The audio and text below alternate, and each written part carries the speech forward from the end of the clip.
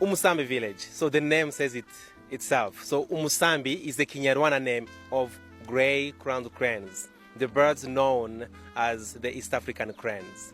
So we call this place Umusambi village because of the high concentration of cranes. Let me take you a little bit. So Umusambi village,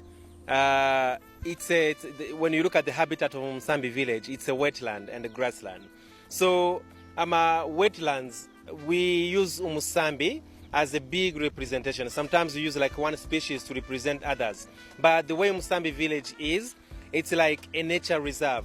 This is a wildlife refuge. So it represents all, like, we have like more than 120 species of birds. We have like so many species of amphibians, reptiles. We have some mammals, like small mammals, genets, mongoose. We have like all sorts of creatures. Like wetlands, like wetlands, like 40% of animals or wild animals, they live or breed in the wetlands. And this is really an important habitat. And so that's what we want to showcase. Although we call it Umusambi village, but it's like that representation. Umusambi represents the big picture of what can be found here.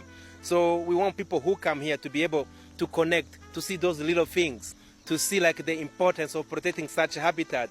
For pollinators, for butterfly, for mammals, for like all of those species that we usually don't get to see. We want people really to see that kind of to connect, to be able to see them and care.